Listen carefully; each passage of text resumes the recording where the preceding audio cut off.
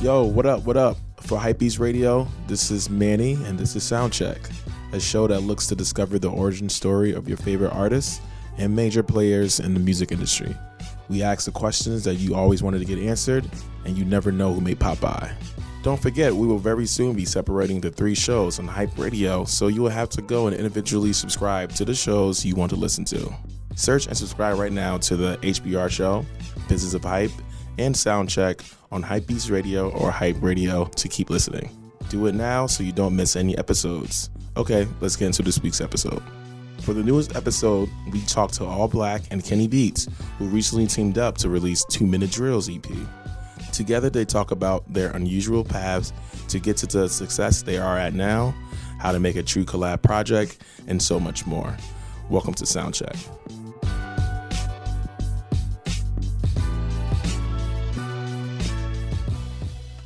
This is a new episode of Soundcheck. Just stuttered through that intro, but we're going to keep on going for Hype Radio. And we have 2 people who are about to do probably, my guess, one of the best collabs of the year. I'm going to let y'all introduce yourselves. Whoa, Kenny. Kenny Beats. I go by the name ALLBLACK, all caps, one word, a.k.a. your real daddy, a.k.a. your stepfather. Nice. I like the energy. This is good energy. All right, so first, I guess I'll start with the collab before I go individual. So the collab project is called what? 2-Minute Drills. 2-Minute Drill. So it's very much, sports based. Why 2-Minute Drill? Why that title first? Well, I've always been known as a procrastinator. When my back against the wall, usually when my back is, usually with young men, when their back is against the wall, or the 29th come for grown folks. They try to pull a rabbit out their ass, you know what I mean? And they make it happen. That adrenaline you get when you pull a rabbit out your ass and you're like, 2-minute drills. You know what I mean? That's how we run plays. It's crunch time.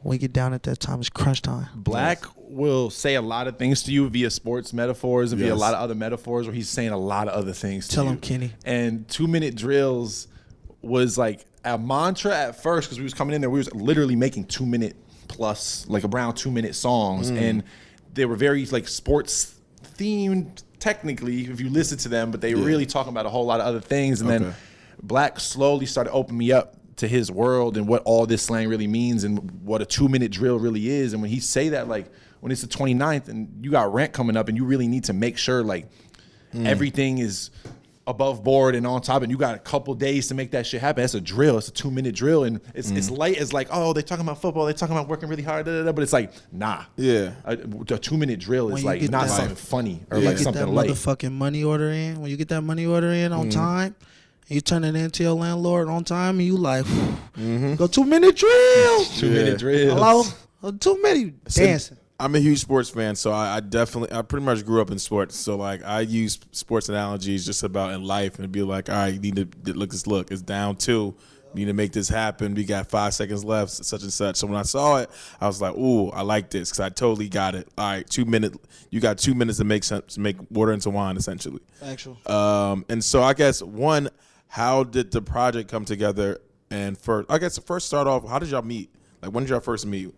I had every single one of my close friends, people I work with in music, my team, just be like, bro, you need to get with this kid. You need to be listening to him. How do you not fucking follow this kid? Like, Talking about Black every day at my studio. And I was just like, all right, like, let me follow him. Let me try to reach him. Like, let's see what's going on. Somehow we got in contact. Black came to the studio with his normal scary-ass group of friends. Came in and started fucking putting Patron, everything right on the table, going up, doing the normal all-Black routine. And we made one song that day. And, like, the rest of the week, I normally play whatever I'm working on, flex on my friends, play the new hottest shit I got on my computer. And I would just play this Black song for people. You heard of this kid? You heard of this kid? Every one of my friends, like, bro, what the what are y'all on? Like, you don't even make beats like this. Like, what is this? Like, And I was like, oh, it's not gonna be no 1-2 songs. And we literally don't have no filler. Everything we ever made, you gonna hear.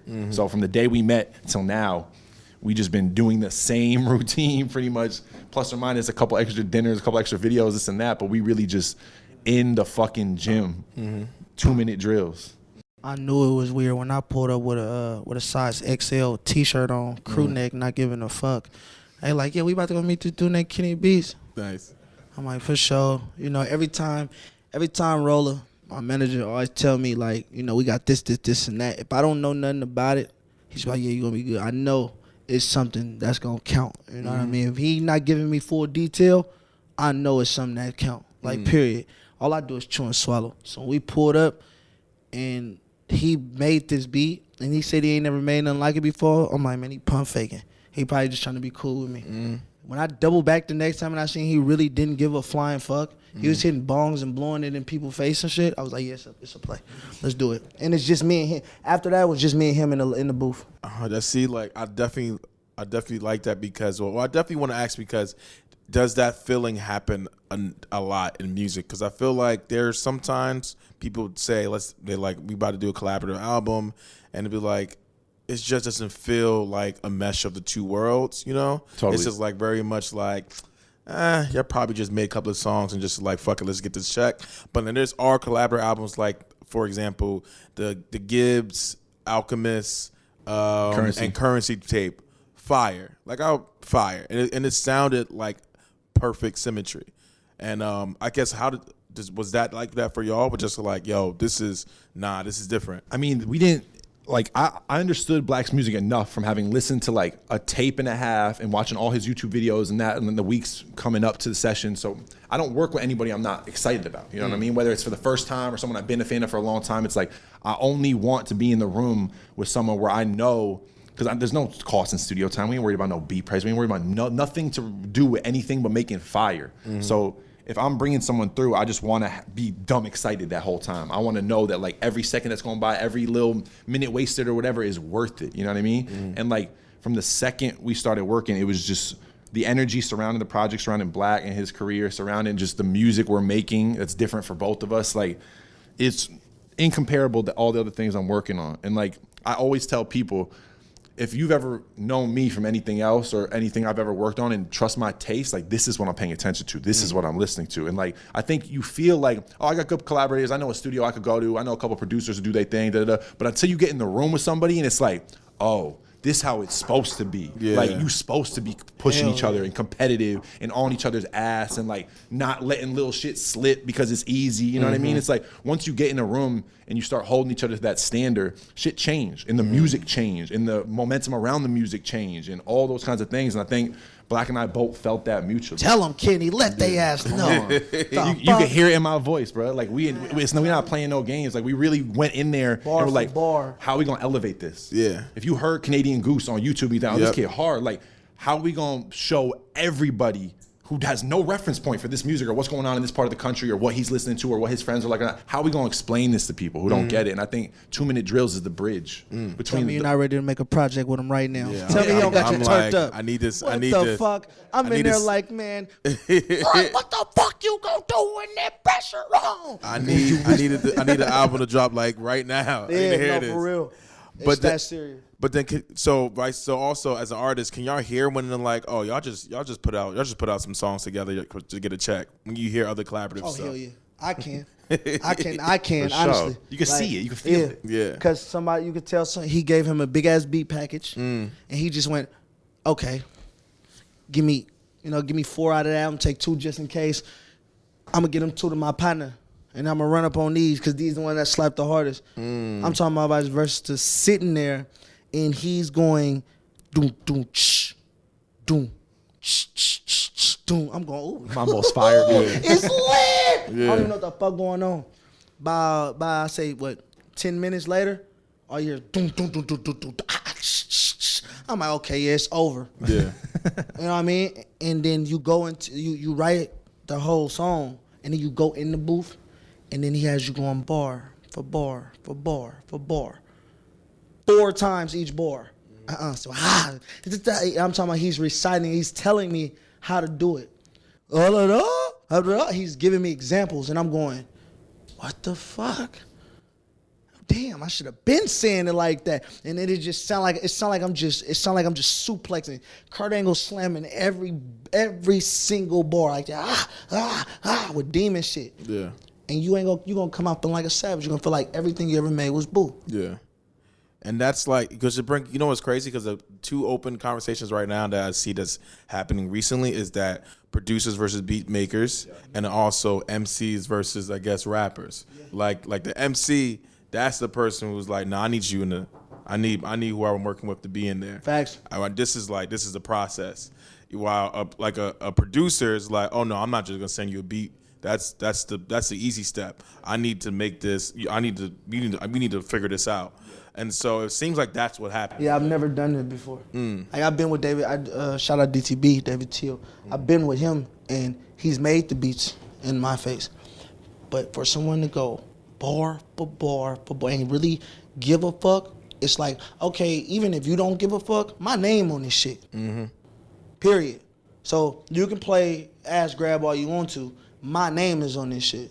You know what I mean? So at the end of the day, I'm gonna do my part, plus yours, because I give a fuck about your well-being. But at the same time, you gonna wish that you never played. And I'm talking about you ain't gonna never even think about that. You gonna wanna turn up. You gonna wanna match that speed. You can't, the artist can't really match the producer, or the rapper cannot really match the producer. But he can, you know, run his plays and they come out a masterpiece. Nice. For real. Nice. So when I come back to this project and think 2 Minute Drill, is this something that's going to be high energy or something that's going to be like, it's going to be a lot? Like it's going to be, you just got to listen to find out. It's high energy, but don't let that fool you. Yeah, And don't let something that's like really like fast paced or even feels happy or even feels energetic or whatever distract you from what he's talking about. Don't let the football jerseys and the cover and all this, you know what I mean, riffraff, like let you distract you from what he's talking about and what he's really saying and how he's saying it and how he get it across to you. And like for me, what he's talking about is me listening to his songs and being like, bro, you have more personality than anybody. Look at how you are when you walk into a room. Look how you talk when you're in a room full of people and how you command, you make everybody laugh, you make everybody look at you when you're serious. You know what I'm saying? Like, how come you saying all these things that express that in your music, but you running right past them? How come you saying a bar that is like the quintessential bar in this verse that everyone gonna go, geez, but you running right to the next bar because you're trying to catch your breath so you can say both bars. Like, Black, say that one bar, bruh. Say that bar how you supposed to say it. If you was really saying it to somebody, you really was speaking that sentence, you know what I mean? Like, that was the only conversation. He think it's some crazy, all kinds of shit. Stop. He think it's some whole other thing. Really what it is just like taking all the best parts of Black and what Black already do and never letting up on him and saying, you know what, for this bar, just chill. Like, and then we'll get to all that other shit you be doing.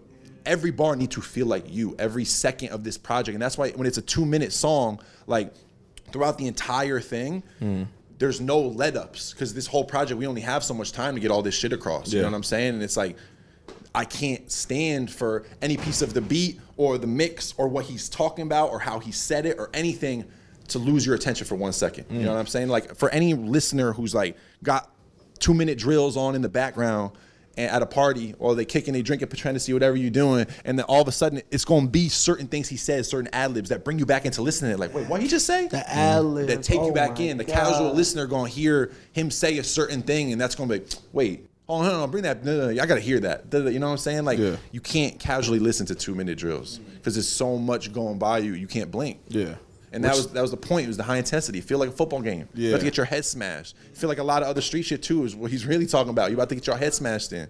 I ain't finna pull over and park, sure ain't. And I for sure ain't finna feed my family in the dark. And so, both of y'all are like very interesting in the way, I guess y'all got to this point in your careers.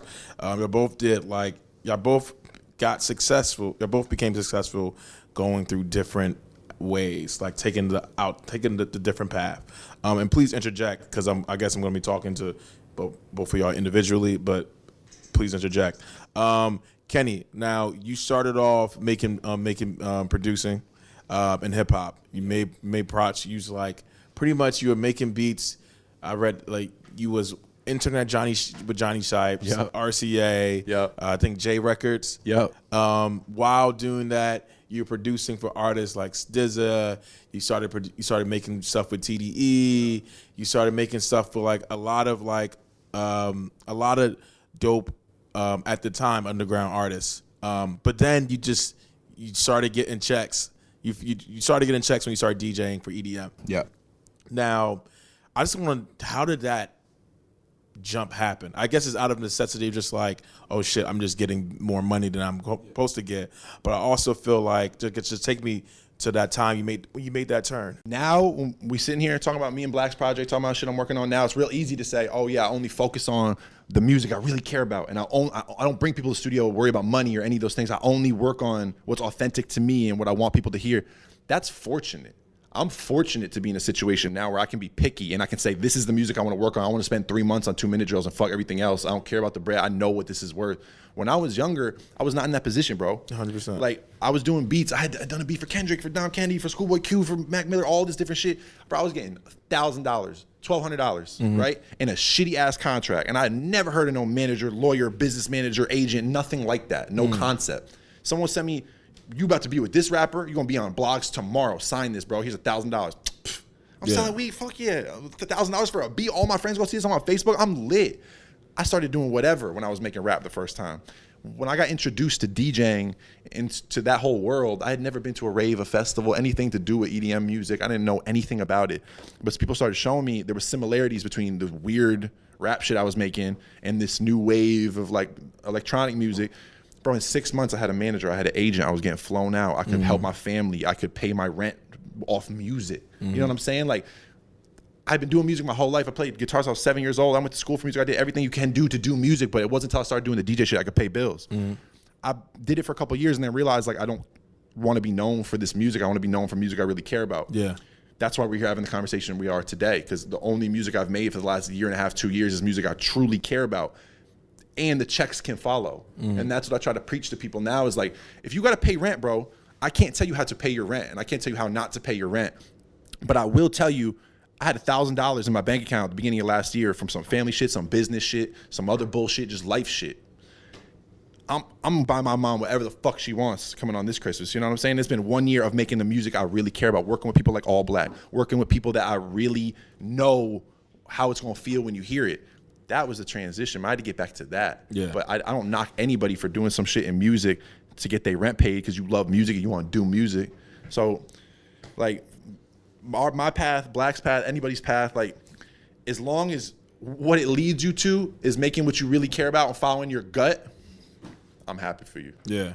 And I guess I only can feel, the pain you felt when you were, making this money because, everybody said money don't buy happiness, but when you broke, like, from the outside looking in, look, money buys a whole lot. I used to sit in my bed and look at my homies who had houses and I never had a house my whole life. I was in apartments with my parents. Same. Like, I used to just remember being in bed, bro, being like, I wish I just had Tommy's crib, bro, in his house. Like, oh my God, like my college we paid for. I remember thinking that shit. I would not trade places with one fucking person, bro. Yeah. It's no one I grew up around now, no rich kid, no nothing. I'd be like, oh man, I wish that it all came to this. Our music wouldn't sound like this. Like, what we're doing wouldn't be as important. It wouldn't have the momentum it didn't have if all that didn't back it. You know what I'm saying? So that's what I'm saying. Like, if having that before and then getting to the money after, and while you're getting the money, that depression you felt was like, yo, I'm making shit that I would not even play myself, or I won't even like care about later. That depression had to be like mounting for you. Kills you. It's awful. I don't wish that on anybody. Yeah. But it wasn't even what I was doing specifically. It's what I knew I was capable of. And I think everybody, no matter what you do, whether you work in entertainment or you have a normalized job or you do whatever, you got this idea in you of like what you're truly capable of if you really put them hours in. If you really had to run a 2-minute drill and you really had to fucking a motherfucking come down dog. to it. Yeah. You know what I'm saying? Like, I feel like this is the first year I'm really putting that work in. I'm really being honest with myself and really holding myself to that standard. Someone like Black, I respect him because I feel like he's always held himself to that standard. When you talk about his path, you know what I mean? You're not going to see the diversions you see in mine musically and this and that because he's known who he is and what he's getting across and all these things always from what I can see. It took me a lot of ways to find that. And I'm happy that now I can do things that feel authentic because I'm keeping it 100. You know what I mean? And now with Black, with you, what came first, music or like street pimp shit? Running plays. Running plays came first. Actually, sports came before everything. Sports, heavily in sports. My whole family. Cause we play pop. I played Pop Warner football. Actually, my daddy played. My uncles played. My granddad used to always bring us out to the football field, and we was heavily in sports. If you ain't play sports, you ain't even count. we couldn't even trust you if you didn't play sports. The minute you turn 8 years old, you're on that field. Period. Football taught me discipline. It taught me a lot of discipline. It taught me how to, work well with others. You know what I mean? It taught me that, Miss Kim taught me nobody owe me shit. My mama, she owe me shit. Nobody in this world owe you shit. So if you walking around with your lips poked out, moping and shit, what you gonna do? Bust your motherfucking head. Period. So, it came from sports. You know what I mean? With sports. And then I started, running crazy plays like that because I was fascinated, with the life. I was fascinated with that shit. I caught a grabbing to it. You know what I mean? This wasn't no fetish. It wasn't for fun. It wasn't I'm on my ass. I need it. Nah. I had a bag when I was in high school. Yeah. Feel me? When I was running plays, Mom Dukes was still kicking out cheese. Period. I'm not one of them ones that came and it was like, I ain't got shit. I gotta eat cereal with water. Hell no. Period. Like, even though I lived in them trenches, still didn't have to go through that. Yeah. I could get them go run some plays. Shit, WIC was available. Yeah. Feel me? Even if we was eating our food stamps, trust me, we gonna eat good. I had too many people around me that loved me. Yeah. They didn't give a fuck. They don't care about the season, the reason. They gonna make sure this shit work. Yeah. Straight up. If you sitting on your ass, that's an excuse. Now, I can't say that about other families, you know what I mean? I don't really know. What they do is what they do. But over here in this campaign, we always made sure one was took it. It takes a village. Yeah, 100%. It takes a village, you feel me? Yeah. So at the end of the day, we're going to make that happen. I chose to get up out there and run them plays. My back wasn't against the wall. Yeah. I ran them because I was fascinated. That's what the fuck I wanted to do. That's what I like doing. You know what I mean? I had elbow room. I could do what the fuck I wanted to do. My business was taken care of, you know what I mean? Then I chose up and started running other plays, you know what I mean? Because like people don't understand about like I had to just learning about it just from older cats when I was growing up because the Mac that was filmed in Oakland, right? Yeah. That's when that's one of the first movies I saw like visibly when someone older was like, hey, watch this. We have bitches from everywhere. We have bitches from Hawaii. You ever had a bitch from Hawaii? It's a monster, man. It's crazy. I seen that movie when I was 7 years old, like early, and so. I think he was from the older homie was from the Bay, so he told me about like, yo, this is in the history and everything about it. But then how did you get into music then? Like, what was that like transition? The music was a diary. Like I was in the bleachers before I ever touched the hardwood. I was always a big fan. I always loved music. You know what I mean? I was on Wiz Khalifa. I always was heavily into music. I used to get whoopings and used to be on punishment. We listen to old school music. You'd be surprised what he listens to now. Yeah. The shit he be playing, it's crazy. Yeah. Stylistics and all that. Like Teddy Pendergrass, I'll go for days. I'll whip my Pandora out and you'll be like, this is not your phone. Yeah. I play everything though, you know what I mean? But my homeboys did music. They was doing music and I had moved to Atlanta. And I was just like, man, send me your music, man. Everybody, they slapping everybody music. I was up in the club with QPs up in my compression shorts. Feel me?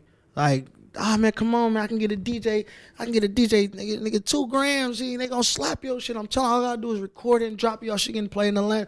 And niggas was moving. They moved how they wanted to move, you know what I mean? It was what it was now. Got in a little scramble, came home, and I'm like, man, bro, like, man, what the fuck y'all be doing in the studio? Like, cause this shit raw. But y'all playing, like, I don't know. Let me see. I want to see what y'all doing, bro. Let me see. Went to the studio, stayed there for 12 hours, came out 2 songs. I'm like, man, y'all better not show this to nobody. For real, I'm really whooping niggas over this. Like, don't show nobody. I was just having fun. I'm sounding straight like Offset from the Migos. I just came from the A. You feel me? So, like, I'm listening, and that was my flow pattern. But they like, man, what the fuck you talking about? Talking about Rich Gannon, talking about Aaron Rodgers passes, had a nigga writing Club Liquid. What? They know what I'm talking about though, but they like, man, what you, boy? Like Nike duffel bag for the chopper. They like, what are you talking about? My army stronger than Obama's. They like, man, hold on. You see what I said since day one? You know what I mean? Yeah. And Rich off knowledge call me Nas. I got that math book in the llama. Like, and they like, okay. And I'm like, no, I was just playing. It's good. I'm going back to running these plays. Yeah. So the next day I went back to the studio. It's like, I'm back in there. Bitch blowing my phone up. Oh, I got an alcohol. I'm like, look, man, I gotta go, y'all. I gotta go run this play. Went there, and you know, why blew up on me, and I was just like, damn. They leaked my music. everybody off it. They like, Dusty Rabbit, Dusty. But nobody knew who All Black was. You know, they couldn't put the bass with the you know, with the sound. Yeah, so like, nobody knew until they seen me going. Nobody really seen me come back from Atlanta either. So I'm beefing it. I'm going like this. I'm all Rich Homie Quan. I got the whole Atlanta wave inside of me back this way. You know what I mean? And then they just like, what was that? What was that? 2 managers at that time. I didn't start taking the music dumbass serious until I dropped the project and then dropped one project. But then my cousin, he was always a fan of my music. My manager, now Roller, he was just like, man, you can really win with this shit, you know? Like, he never wanted to step on no toes. And he just started handling my business. And it was like, don't call me no manager. He didn't want to hear that. He just knew what it took to make me be great. Like, if you want to be great, then he kind of stepped back and was like, okay, I want to see if you really want to win. Like, do you really want to win? Because I'm not, if this shit don't work, I still got cheese. Like, I got a job. I'm going to be straight. Nigga, this going to fall on you. You know what I mean? What you want? You want to be an average Joe? You want to be the Bad News Bears? What you want to do? And then we ran it. Yeah. And that's when Kim's son came. That was probably one of the hard. Probably one of the. I hated the fuck out of that project and at that time. Yeah. Because it was so cut, so real, so deep. Yeah. And when I listen to it now, I just downloaded the project like 3 weeks ago, and it brought it like it just shook the fuck out of me, and I was like, damn, I was really fighting them demons. The music is a diary to me. I don't give a fuck about selling no records. I'm not hopping on wax till I'm done telling my story, straight up. And I think that's why people like gravitate towards you because when the record came out, I remember I got that, my coworker said, I was like, oh, this shit crazy. But Outcalls, it was like, yo, this is a world. It was like, okay, welcome. That was That was the day after the storm. That was the day after the fucking storm. That's when he was like, okay, nigga, now lift your nose up. Now, go get them vapor cleats. Now really run on these niggas. Kim's son was your in call. You was in your feelings, you was in your bag, you know what I mean? Outcalls. Show these niggas you can get out there. Show these niggas that you can put your favorite artist on the beat with you and you'll terrorize everything. Show these niggas you a demon. Really show these niggas, man, what we doing? And that's how we start beating the dice up. The other night I knocked a bitch, niggas hell named Denise. At first, in the whole raw, that's when that came, you know what I mean? Still humble, but it came. Yeah. Now I'm moving. Like, I'm just moving now. I'm like, okay, I'm moving now. I feel it. Kim said I couldn't feel it. Oh, trust me. We dropped the project. I'm like this. For months. Canadian Goose, I made that December 29th, 2016. We laughed at that song. That song wasn't even supposed to be up on there. Wow. That was the only song that wasn't produced by Joe X. Shout out my boy Joe X. But Canadian Goose, I was walking down the Blade in January 2017 rapping that. Laughing. Like, y'all niggas ain't ready for me, boy. I get on somebody beat the dice up. Yeah. That's because it feels like right when Outcall came out, that's when, right when you were making Outcalls, that's when you transition from like hobby to like, oh no, I'm a rap. Yep. No, I'm it. I'm MC. Yeah, because he told me. He said, all right, this gonna make you or break you right now. This about to see right now, what you want, a real project with all beats done, mixed, mastered the right way. Man, Kim's son was gonna be dropped in like March and April if it was up to me. And that wasn't gonna be the cover. And I was gonna have all type producers all over the place. I'm talking about a well thought out project. I'm talking about, man, we was throwing shit at the wall. The Roller ain't never did no shit like that before. We was really gambling. You know, but we was with it. And then Kenny, back to you. After you made, when you said, all right, I want to get back into to making stuff that I want to wait for. First, how did you know? Did you know I run our test? Or did you like get into the studio, or did you just like knew the studio and it was like, oh shit, coincidence. It's a coincidence. I just got the studio and we found out it used to be Ron Artest. All right, but it's a vibe in there. Like that room, bro. There's something about that room. This whole project was made in that room. Yeah. Everything me and Black have done, our relationship was built in that room. Like hundreds of songs with O3 Greedo, with Key, with Rico, with so many different people. You know what I mean? And like I feel like in 20 years. You'll see flicks and video and shit like that of what's going on right now in my little cave in Burbank, and people will be like, "What the fuck?" Like, There's a picture of All Black in his 20s in here. Like, this is crazy. Like, that's really the energy there right now. 100% agree with you because, like, what I was read and what I'd seen is, like, you went to the studio and you kind of went through, like, a boot camp, like, personal boot camp. It's like, all right, I needed to, like, because I only could imagine, like, you coming from an EDM mind state and just transitioning to producing beats for hip-hop. This is, like, you got to, like, recalibrate. You got to get some that. shit. You got to get the bounce right, bro. It's a lot of people. EDM is the best producers in the world. That side of things, dance music, electronic Technology. music. Technically, they're the yeah. best people on computers making music. And they can hear a sound and then make that sound for you from scratch. They're that good. Yeah. When you come back to doing rap shit, you got this whole mindset of like, oh, I know how to make beat. I know how to clean shit up. I know how to make shit. And you start to put all these really technical kinds of like techniques onto rap music that don't fit it. And you missing the bounce, and you missing that little bit of distortion, how late that 808 is, and the way the drums swinging, all that little imperfections is why the shit feel how it feel. And I had to come back to paying attention to that. It's like sauce. It's like, sure. oh, okay. Yeah, this, for sure. Ooh, okay, this sounds right. Boom, right there. But I definitely went through a boot camp. I was making, I mean, the way I always explain it to people is this. Think about when you was in school. Everybody in this room that I'm looking around, a generally smart person. Like, if you went to school and you paid attention a little bit every day, you could probably get a B+ on that test without ever studying, right? You could probably sit right down and get a B because you generally a smart person. Imagine if you studied like a fucking nerd. Like, imagine if you studied as hard as the nerdiest girl in that class, and every night you hit the books all night long. You know what I'm saying? And then what grade are you gonna get in the test now? This is the first year I started doing my homework ever. Like, this is the first year I really was like, let me put 12 hours a day in the studio. Yeah. Really, like really 12 hours. You know what I'm saying? No cap, no funny shit. Like 12 to 14 hours every single day, 7 days a week for months. Let's see how the scorecard changed. I'm happy to be where I'm at. How did people start coming in? Because I know Rico, I feel like when you started working with Rico, that's when her sound was like, boom, I know this is it. This works right here. Then Greedo, and then like Black, then Key, then JPEGMAFIA. How did those people start coming in? The initial sessions was Hood Rich Pablo Juan was the first thing that I think really set off the tone of what was going to go on in my studio. Because I had gotten the studio, within 2 weeks, I got introduced to Pablo Juan, and he came to the studio, and I realized real quick, like, if I got to pay an engineer to come do these vocals for every rapper who come here, I'm going to be broke, and this shit is just a hassle, and I'm going to miss so many sessions. So I was like, man, I need to learn how to do these vocals quick. And Pablo was coming, and bro, I swear to God, I was YouTubing. Like, the night I met Pablo, he came, he was so mad recording with me. Like, we got through the song, he was fucking with the song heavy, but while we was recording, yelling at me, man, what the fuck, bro? I was not quick on my feet. That night, bro, I didn't even really sleep till I saw him the next day because I stayed up watching YouTube. Just how to record faster, how to do this, how to cut a vocal, how to da-da-da-da.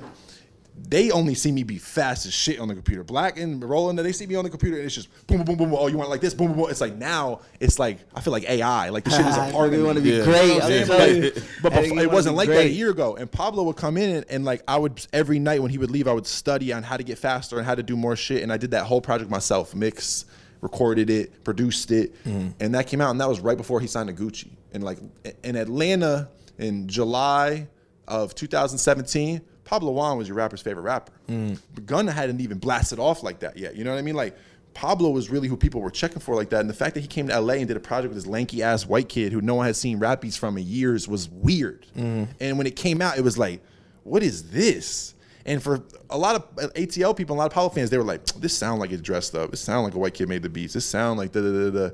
But I knew me doing that Pablo thing had a lot of people looking at me weird. And so I just gunned it. Let me do this shit with Lil Wop. Let me do this shit with Key. Let me do this shit with Rico. Let me do this shit with Freddie Gibbs. Let me do this shit with Vince. Let me do this shit with da-da-da. You know what I mean? And then all that shit people started seeing, it wasn't no filler. If you listen to anyone I work with, whether they from Chicago or Texas or New York or Oakland or wherever, it's no filler. Everybody I work with is a demon, as Black would say. Kenny Beats got gas, period. And ask anybody how I start their sessions. The reason I'm producing on Vince Staples' project, I think, is because he heard the music I was working on with Black. 100%, because I remember Vince Staples shout out Black on the Joe Budden shout out Vince Staples. For Yeah. real, that was like a week later, like 2 or 3 weeks later, and he had come to the studio. Vince had randomly hit me. I played him all the shit I was working on trying to flex, all these different artists, all the most fire shit I got, bro, I have bombs on my computer where I walk into any room, I can go boop and just scare people. That's how I like to set off the tone when I get in the room. Vince didn't give a shit about anything I was playing.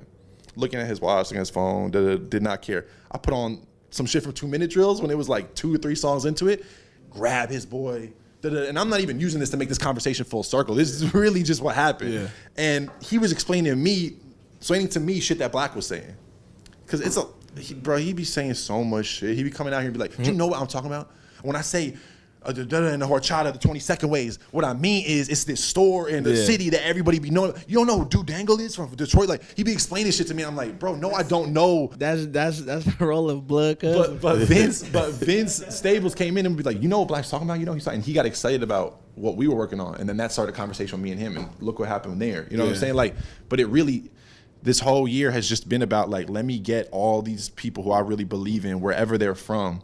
And trust me, when it comes to California, this is what I believe in. Oh, like, 100%. Get them in the room and let me give them anything they need, period. What do you need from me? What do you need from my team? How can we get this out? How can we make this more fire? How do we do this video? How do we get bread? How do we let's just make sure people know what you are doing. 2 Minute Drill. And if I could get a little fucking Kenny Beats beat on there, beautiful. But either way, let me help you win. What producers do you want to meet? If it's not me, I'll introduce you. Like, just win.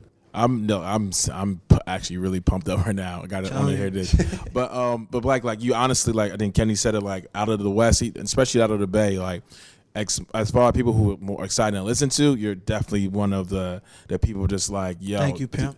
Because I think what's in the combinator for both of y'all is that y'all truly sound like yourself, you know? Yeah. Like, with a producer wise, there is no Kenny like beats, you know what I mean, type thing. It's just like, you just know, you motherfucker. it's just like, you just hear the tag and you're like, okay, there's gonna be something quality. And with Black, you were like, yo, like, there is no, like, there's no someone that sound like you. It's like, he just said that. He said, man, go to YouTube and type in this. You're not gonna find a Kenny Beats type beat. Like, I was like, and it's not one Black flow either. Exactly. It ain't one flow. It ain't one type of beat. It's just being yourself every time. And I think that's it. Exactly. That's it. That's the result of locking in and just trying to be competing with yourself. Like, I'm trying to be better than my last project. Yeah, we ain't running the same race. Mm-hmm. Do you hear us right now? Like, do you hear how intense we are talking to you? Like, separately and together? Like, imagine how this feel in the studio, bro. I can only imagine. It's a lot. Imagine a bystander walking in and hearing us talking to each other. Like, think about when we in an interview right now. We saying all this intense ass shit. We be yelling at each other, bro. In there, like, it's a vibe. Like, what the fuck? It's some other shit. Start it over. And people walk into our world. Like, Rob Vicious from Shoreline Mafia came in, got a glimpse of how me and Black Rock, it's changed how Rob's working, and he'll tell you that. Like, Rob put up yesterday on his story a picture of me, Black, and him standing outside our video shoot. This conversation damn near changed my life, because we be telling him the same shit. We telling you how we work, what the standard we hold ourselves to, how important that gut feeling is after you play something. If you and your best friend, all the people around you, ain't psyched, and it's a problem. It's a dub. It's a That's another thing about the all Black movement. I don't even want you at the session. Period. Don't act turned up to me. Like, that got your energy. That shit got to speak to you in your own way. Bro, his friends certainly not gonna lie to him, but they're not gonna lie to you either. It's a lot of people around Black who've been around him for a very long time, and if you just listen to 2 Minute Drills, you could meet 6, 7, 8, 9 people. They told me to put the paternity down. Like, you'll hear their names, you'll hear him reference them in a certain way a couple different times. Whether it's Roller, whether it's Tubbs, whether it's Geechee, or whoever it is, like, all these people around Black, they not gonna let him slide. Like, they're gonna let him put out a 6 out of 10 or anything like that. And people always say that shit about their friends, bro, but it's not true. No, people's friends trying to stay around. Like, everybody wants that one rapper to have the $5,000 overhead to pay for everybody else's food, everybody else's shit. They worried about making sure that they got the hotel room that night, so they not gonna say how they really feel. It ain't nothing like that going on around this, bro. That's because they scared of Roller. Bro, you can see Roller don't do no talking. He don't do no talking. When we leave, unless it's the check at Maestro's, like, it ain't no talking. Why was the mic so low? What are you doing? So okay. So I'm gonna need, come here. Wait, hold on. How many songs you did yesterday? All right, what's wrong? More to Trinity. What's wrong? So I mean, that's because your team wants you to be great. Like, you know what I mean? This motherfucker wake up bleeding this shit. It's talk about somebody that know every fucking word, top to bottom. He knows what the fuck you talking about, top to bottom. You can't just try to slide something in. Bust a nigga last week, it was crazy. He gonna be like, first of all, you incriminating yourself. Second of all, I was with you last week, nigga. Hold on, nigga. I'm not going to jail. Third. That don't. All right. Okay. And you know what I mean? Yeah. If you got that energy, like, I mean, if that's already embedded in you with 11, 12, 13 different people, why the fuck would you even play like that? Why not keep it a band? Watch the John Madden video, bro. There ain't no extras in the John Madden video, bro. Oh, no. Bro, you seen the cover, right? Those really my people. Like, no, they really crazy as fuck. I'm talking about fights, like, all that, but it's all love. Yeah. And when Roller come around, it's just... you know, but it's love though. You know what I mean? Nice. It's good. Nice. You know what I mean? We ain't changing nothing. When that pressure on, we're gonna do what we gotta do. Okay, so I guess I named this segment "Random Questions." Stuff I wrote down. How close are you? And with I saw that you did a fly. You put up a post of a fly with the homie Peters. Family. Peters and Marshawn. Family. Nice. Family. We eat dinner together. We hop up in the Sprinter together.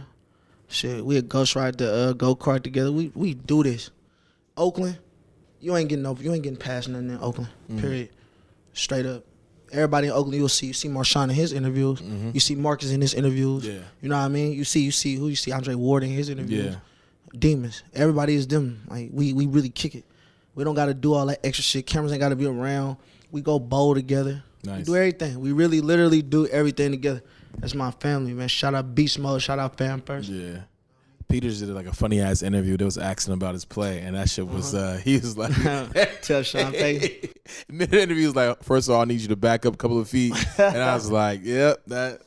Yeah, I mean, you know, it's there. You know what I mean? Like, we're gonna be us. Nice. We're gonna be us. This ain't no act. Nice. We ain't, you know, at the end of the day, like, you're not paying my bills. You know what I mean? At the end of the day, I'm gonna go home to a family that love me. Well, what position do you play in football? Oh, baby, stop playing corner. Corner? I'm Boosie now. Though, oh, man. nice. I'm Boosie now. I play corner. I play some slot. Nice. But it's just, man, just love for football. Do you remember who you used to play against?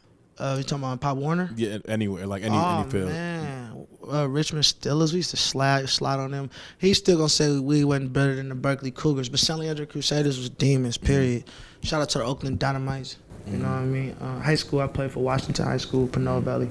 Did anyone that you played against made it to like the league or in college right now? My brother made it to the league. My big brother, he made it. My cousins did. My partner DeAndre Carter did. Hella partners made it to the league. I ain't even finna just name some and forget some. I forget some. They be like, nigga, what? What about me? I'm like, look, bro, D up. On Thanksgiving, we play football. Yeah. Thanksgiving, we really out there and cleat it up, though. Not playing. We really playing football. Yeah. Period. And I just look like this. I'll tell you right now. Bro, you put him on football. He has PTSD. You put a fucking whistle around him, and he was screaming on this football field. Bro. I had a velour sweatsuit on. Peep this. Me and Kenny in the bathroom scream. I'm like, ooh, this nigga do roller. He like, Mike. The bottom of our pants was flaring. Like, I'm like, hold on. We had some bell-bottom velour pants. We really coaches. Like, hold on. My coach really coach C's coach Gould really. I'm like, all right, it's on. Yeah. As soon as I came out that locker room, get on the line. Win sprints. Yeah, get the fucking pole. PTSD. I'm not playing.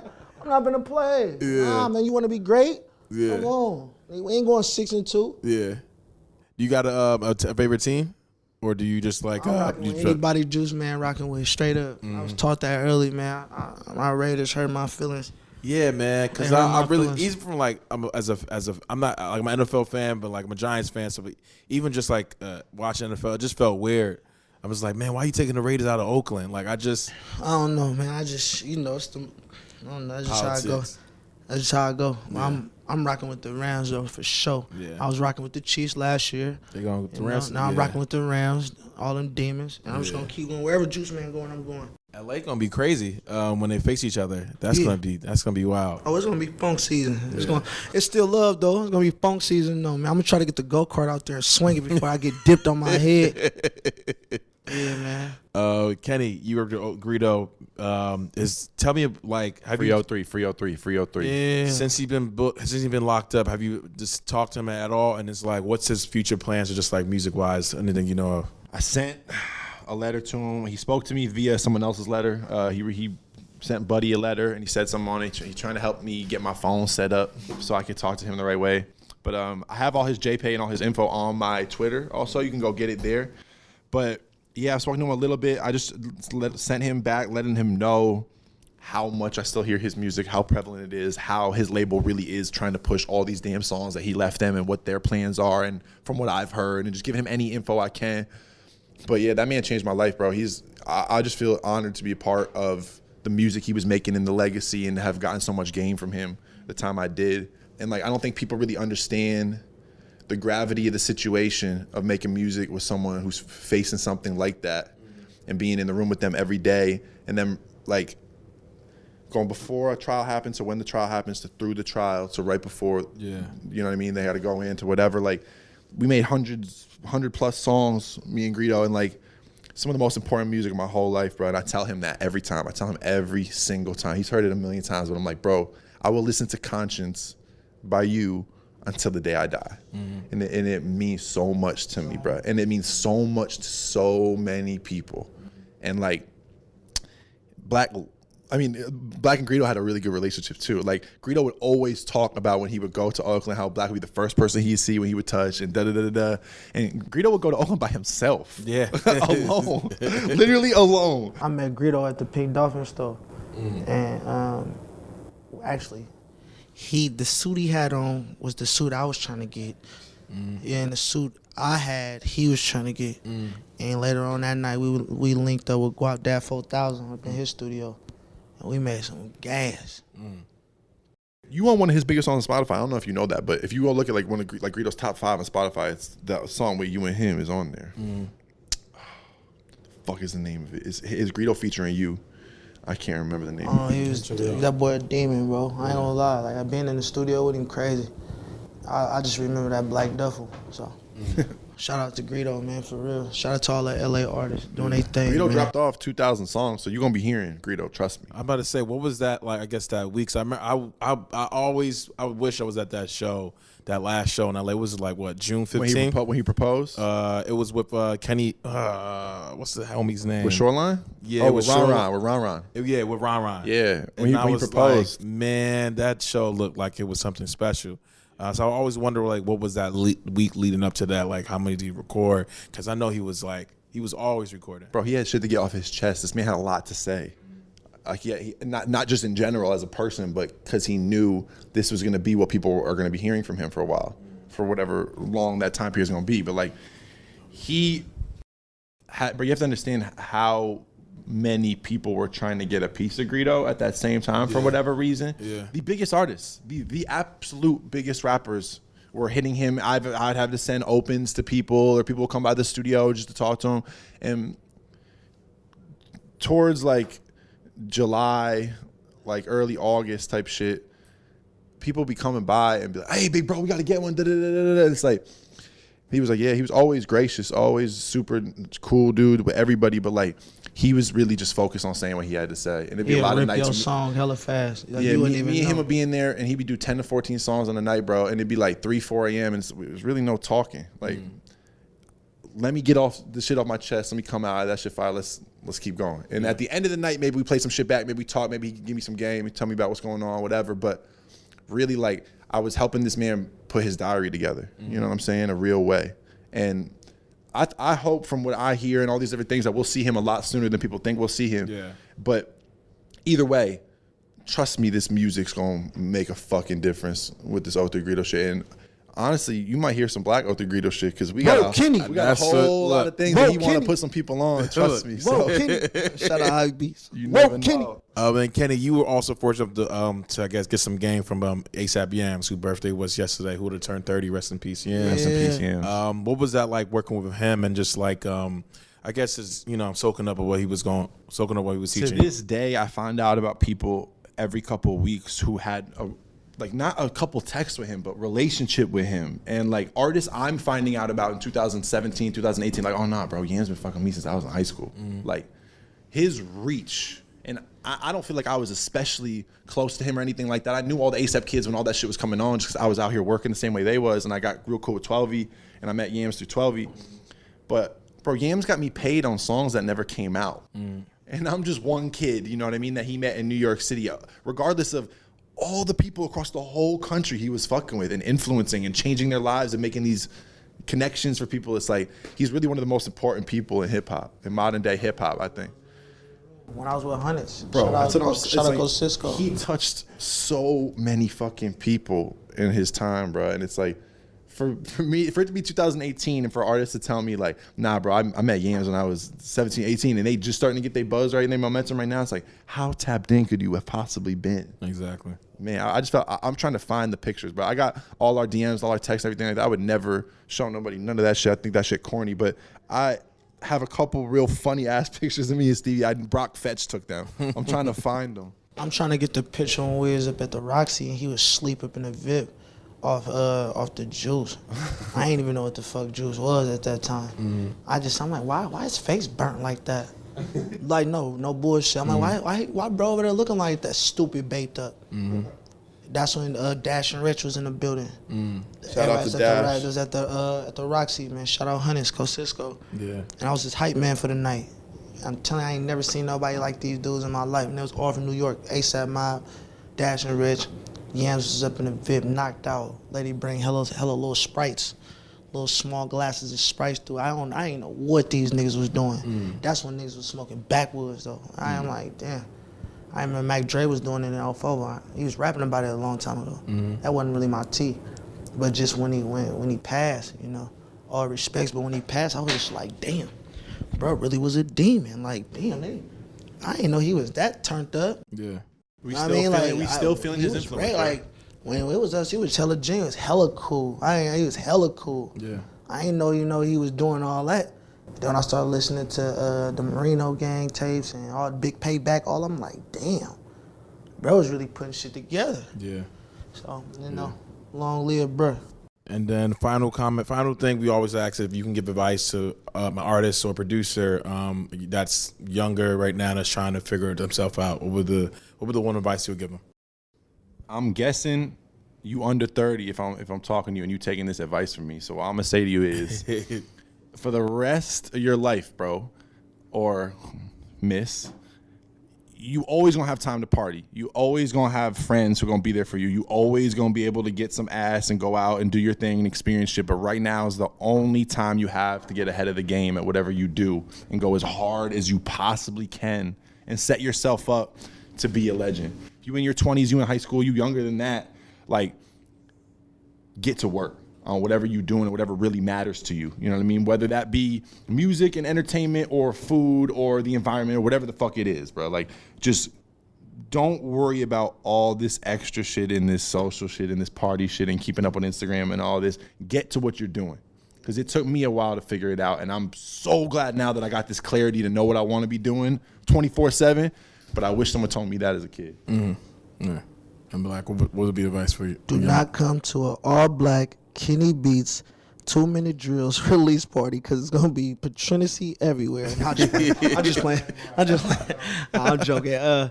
Nah, man, just run your own race. You know, for real.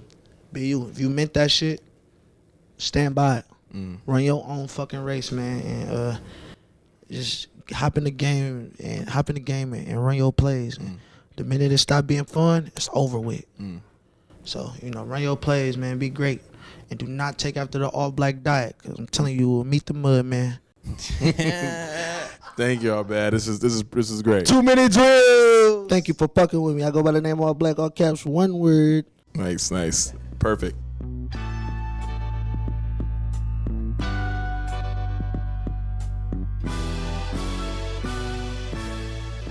That's today's episode of Soundcheck, and thanks for tuning in. You can listen to more episodes of Soundcheck and keep up with everything HYPEBEAST Radio at hypebeast.com/radio. Subscribe to Soundcheck on Apple Podcasts, SoundCloud, Overcast, Spotify, or wherever you listen to podcasts on. Feel free to reach out to me on Twitter at ECM_LP and follow Hypebeast Music for more original content and music news. Let us know who you'd like to have on the show, and thanks for listening.